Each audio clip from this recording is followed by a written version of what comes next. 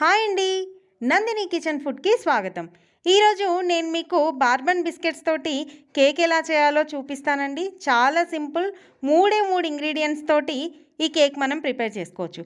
Present ఉన్న సిచ్యువేషన్లో మనం కేక్ తినాలనిపిస్తే బయటకెళ్ళి తెచ్చుకోలేం కదండి. ఎంచక్కా మనకి ఇంట్లో ఉండే బిస్కెట్స్ తోటే ఇలా కేక్ చేసి పెట్టామనుకోండి, పిల్లలు కూడా ఎంతో ఇష్టంగా తింటారు. దీన్ని బర్త్డేస్కి కూడా మనం ప్రిపేర్ చేయొచ్చు. ఇంకెందుకు ఆలస్యం, రెసిపీలోకి వెళ్ళిపోదాం. 2 బార్బన్ బిస్కెట్ ప్యాకెట్స్ తీసుకున్నానండి. ఈ బిస్కెట్స్ మధ్యలో ఉన్న క్రీమ్ని మనం సపరేట్ చేసుకోవాలి. ఈ క్రీమ్ కూడా ఏం వేస్ట్ అవ్వదండి, ఇది మనకి లాస్ట్లో యూజ్ అవుతుంది.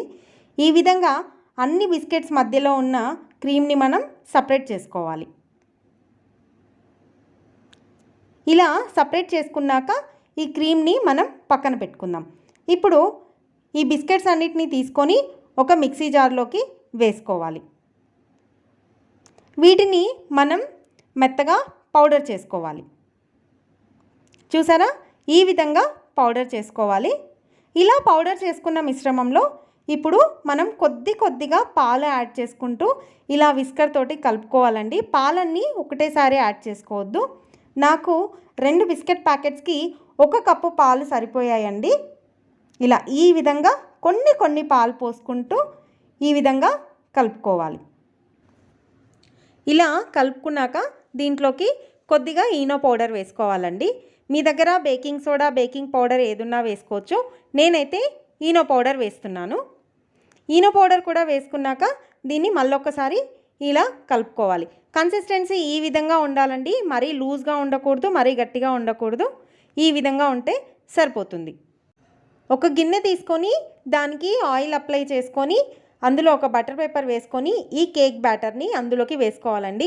మీ దగ్గర బటర్ పేపర్ లేనట్టయితే వైట్ పేపర్ ఉంటుంది కదా, దానికి ఆయిల్ అప్లై చేసుకొని కూడా బటర్ పేపర్గా యూస్ చేసుకోవచ్చు. ఈ బౌల్ని ఎయిర్ బబుల్స్ రాకుండా ఒక 2 టైమ్స్ ట్యాప్ చేసుకోవాలండి. ఇప్పుడు స్టవ్ మీద ఒక బౌల్ పెట్టుకొని అందులో కొద్దిగా సాల్ట్ వేసుకొని స్టాండ్ పెట్టేసుకొని దీన్ని ఒక 15 మినిట్స్ వరకు ప్రీహీట్ చేసుకోవాలి. ఇలా ప్రీహీట్ చేసుకున్న తర్వాత కేక్ బౌల్ని మనం దీంట్లో పెట్టేసుకోవాలండి. మూత పెట్టేసుకొని ఒక 30 to 40 మినిట్స్ మనం బేక్ చేసుకోవాలి.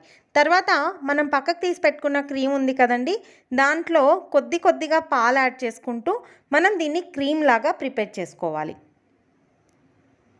ఈ విధంగా రావాలండి, కన్సిస్టెన్సీ ఈ విధంగా ఉండాలి. సో ఇది రెడీ అయిపోయిందండి.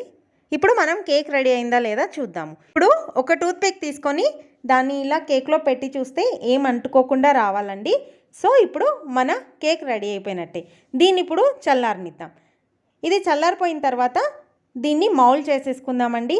చూసారా ఎంత ఈజీగా వచ్చేసిందో గిన్నె కత్తుకోకుండా. ఇప్పుడు దీనికి ఉన్న బటర్ పేపర్ని తీసేసుకుందాం. ఇప్పుడు మనం కేక్ని డెకరేట్ చేసుకుందామండి. పైన ఉన్న లేయర్ని చాలా జాగ్రత్తగా కట్ చేయాలండి, లేదంటే కేక్ పీసెస్ అయిపోతుంది. సో మెల్లిమెల్లిగా తీసేయాలి. మనం ముందుగా ప్రిపేర్ చేసుకున్న బిస్కెట్స్ మధ్యలో ఉన్న క్రీమ్ ఉంది కదండి, దీనికి అప్లై చేసుకోవాలి. ఇలా కూడా తినొచ్చు, కాకపోతే ఇలా మనం కొద్దిగా డెకరేట్ చేసి ఇచ్చామంటే పిల్లలు ఎంతో ఇష్టంగా తింటారు. నేను కొద్దిగా బిస్కెట్ పౌడర్ని తీసుకొని పక్కన పెట్టేసుకున్నానండి. ఈ విధంగా కేక్ పైన చల్లేసుకున్నాను. అలాగే చాక్లెట్స్ కూడా మెల్ట్ చేసి ఈ విధంగా స్టిక్ చేసుకున్నాను. మీ దగ్గర జెమ్స్ ఉంటే కూడా వాటిని కూడా పైన డెకరేట్ చేసి ఇవ్వచ్చు. అంతేనండి, సింపుల్. ఈ విధంగా వాళ్ళ బర్త్డేస్కి మనం కేక్ చేసి ఇచ్చామనుకోండి, వాళ్ళు చాలా హ్యాపీగా ఫీల్ అవుతారు. ఇంకెందుకు ఆలస్యం, మీకు కనుక ఈ రెసిపీ నచ్చినట్టయితే లైక్ చేయండి, షేర్ చేయండి, అలాగే నా ఛానల్ని సబ్స్క్రైబ్ చేసుకోండి.